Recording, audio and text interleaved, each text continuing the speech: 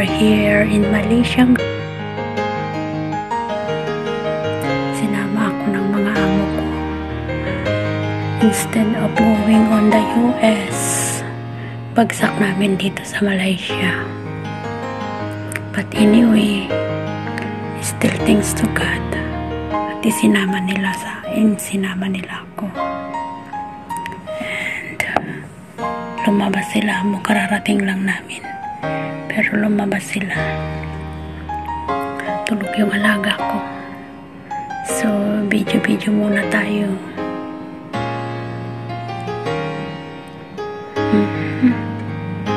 Ito yung sa labas ng hotel na tinirahan namin. Ayan.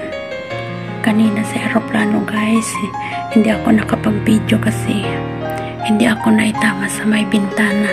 May katabi kasi ako. Nasa pangatlong upuan ako. Ayan. Ang laki yung nila doon. Tapos pagdating namin dito, umuulan pa. Yan. Ito yung view sa labas ng Well Hotel dito sa Malaysia.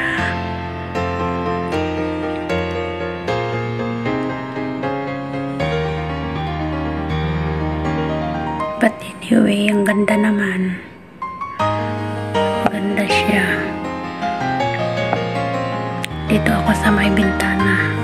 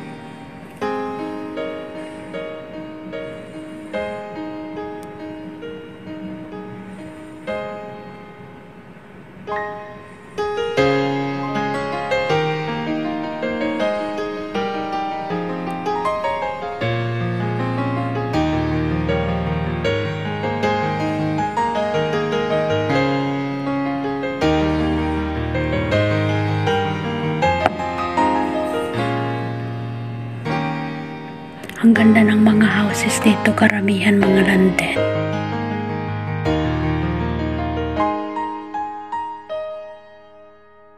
At dumating kami dito sa Cameron Hotel from Ipoh Well Hotel. 2 hours ang biyahe namin. At dumating kami dito mga 2 something. At ito yung view namin. Andito na kami sa Baguio City. It looks like Baguio. Ang daming pine tree. O, see, doon sa bandang doon, may mga bahay pa doon. At alam nyo guys, mostly ang mga bahay dito sa Malaysia is landed. At saka parang Pilipinas din na na ang daming mga bahay na maliliit, may mga bahay na luma, at saka yung alam nyo na guys, yung mga bahay ng mga kagaya nating mga mahihirap, yung mga ganun, parang sira na at luma ng mga bahay. O dito guys, ayan, ang ganda ang view, tapos ang daming mga flowers. Cameron Highlights Hotel ang pangalan ng hotel na to. Wait, ang views na. Ito yung room ko, connection extension room nila madam, andyan sila sa kabila. Then pasok tayo, papakita ko sa inyo ang room. This is all mine. Mag-isa lang ako dito guys. Yung room ko rin kahapon doon sa sa Well Hotel, ganito rin kalawak. Sabi ni sir, it's a single bed. But see, double bed. Oh, I have my table lamp. I have my dustbin.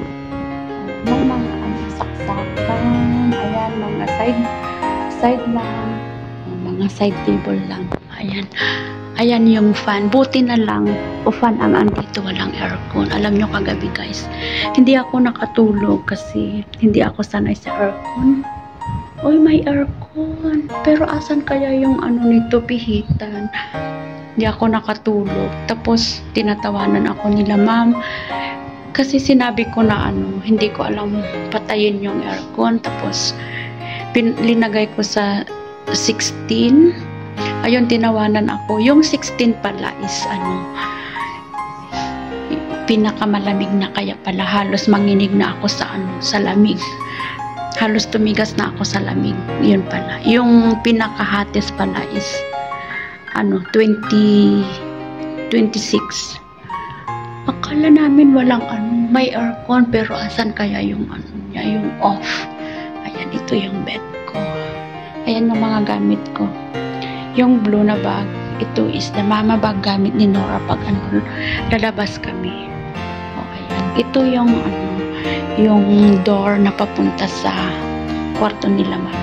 Kaya pala tinawag nilang extension room kasi may pinto kung saan sila papasok. Hindi na sila lalabas pa at kakatok sa main door.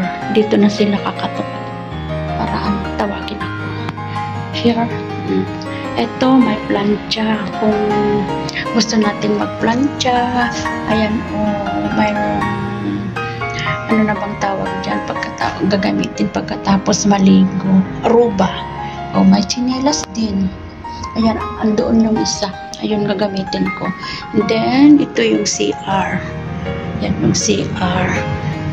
Ayan, mayroong lotion dyan, pero alam nila nang ginawa nila para hindi natin makuha.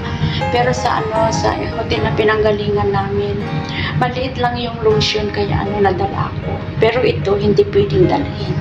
Ayan, sabon yan, panhugas. May baso tayo. Ayan, toothbrush. This is toothbrush.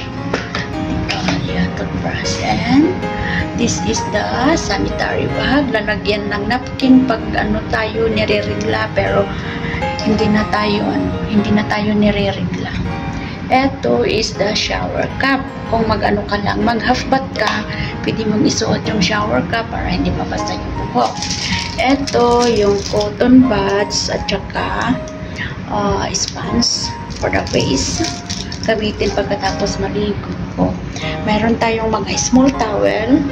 Gamitin pagkatapos mag-wash ng mukha.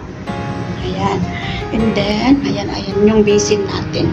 Very clean din dito. Ito naman ang shower room. Ayun, may mga towel tayo. Ayan, 1, 2, 3, 4.